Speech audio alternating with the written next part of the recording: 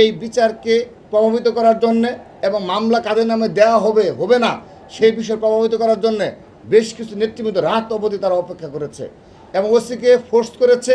কিন্তু আমরা ছাত্রদল শুধুমাত্র ফোনে ওসিকে বলেছি, সেখানে সিসি ক্যামেরা ফুটেজ রয়েছে এবং বিশ্ববিদ্যালয়ের প্রশাসন রয়েছে, আমরা ছাত্রদলের কোনো নেতাকর্মী যেন না যায় আমরা সেই ব্যবস্থা করেছিলাম।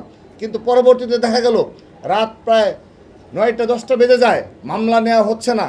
শুধু তাই নয়, আমরা জানতে পারলাম বৈষম্যবিরোধী ছাত্র আন্দোলনের বেশ কিছু নেতৃবৃন্দ কাদের নামে মামলা হবে সেই লিস্ট ধরিয়ে দিচ্ছে।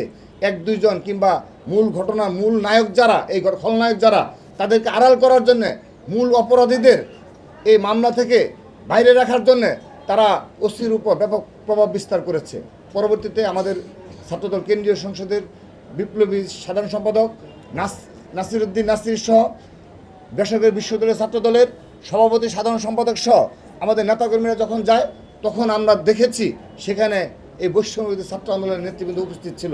কখনো অতীতে কিংবা এই বর্তমান সময়ে বিগত প্রায় 8 মাস 8.5 মাস হয়ে গেল, এই সময়ে কোনো জায়গায় গিয়ে ছাত্রদল কখনো কোনো এ ধরনের কোনো প্রভাব বিস্তার করেছে কিনা, এটি ছাত্র রাজনীতির বাইরে। তো এটি শুধুমাত্র বনানী থানায় হয়েছে সেরকম না। আপনাদের মনে থাকার কথা, এই গত বৃহস্পতিবার অর্থাৎ 3 দিন আগে আপনাদের মনে থাকার কথা, এই আকবর শাহ থানা, চট্টগ্রামের এই আকবর শাহ থানা মুস্তফা হাকিম কলেজে একটি অনাকাঙ্ক্ষিত ঘটনায় এবং সূচনা করেছে তারাই, এই বৈষম্য বিরোধীর কতিপয় নেতৃবৃন্দ এবং গুপ্ত সংগঠনের নেতৃবৃন্দ শুরু করার পর সেখানেও ছাত্রদলকে মব জাস্টিসের শিকার হয়েছে ছাত্রদল। বান্ডেল থাকলে প্রতি সেনমানিতে টাকা বাঁচবে।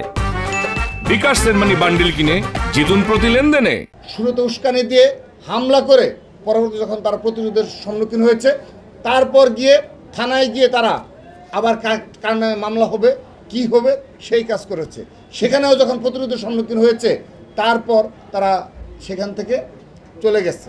কিন্তু এই ধরনের বিচারহীনতার সংস্কৃতি এবং এই মব জাস্টিসের কালচার আমরা কিন্তু এই অন্তর্বর্তীকালীন সরকারের সময় প্রকট আকার ধারণ করেছে।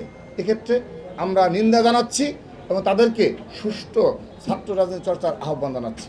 যে প্রধান আসামি আর কি, যার প্রধান আসামি যার সাথে ঘটনা, মেহরাজ ইসলাম এবং বনানী থানা বৈষম্যবিরোধী ছাত্র আন্দোলনের অন্যতম যুগ্ম আহ্বায়ক সুবহান নিয়াজ তুষার এবং বনানী থানা বৈষম্যবিরোধী ছাত্র আন্দোলনের যুগ্ম সদস্য সচিব হৃদয় মিয়াজি এবং এই প্রাইম এশিয়া বিশ্ববিদ্যালয়ের অপর 2 বৈষম্যবিরোধী ছাত্র আন্দোলনের নেতা আবু জহর গিফারি এবং মোহাম্মদ মাহাতির হাসান, এই 5 জনের নাম আমরা সুস্পষ্টভাবে উল্লেখ করছি আপনাদের নিকট। এবং এখানে আমরা প্রমাণস্বরূপ আমরা সুবহান নিয়াজ তুষার, তার এখানে দেখেন বনানী থানায় এখানে রয়েছে এবং প্রাইম এশিয়া বিশ্ববিদ্যালয়ের নামও লেখা রয়েছে। সুবহান নিয়াজ তুষার এই বৈষম্যবিরোধী ছাত্র আন্দোলনের ব্যানার প্যাডে এবং তাদের স্বাক্ষরকৃত কমিটির অন্যতম যুগ্ম আহ্বায়ক, এবং হৃদয় মিয়াজি বৈষম্যবিরোধী ছাত্র আন্দোলন বনানী থানা শাখার অন্যতম যুগ্ম সদস্য সচিব এবং প্রাইম এশিয়া বিশ্ববিদ্যালয়ের শিক্ষার্থী হৃদয় মিয়াজি। এই যে এখানে আপনার দেখেন শুরুতেই হৃদয় মিয়াজির নাম রয়েছে, পদ রয়েছে তাদের স্বাক্ষরকৃত কমিটিতে।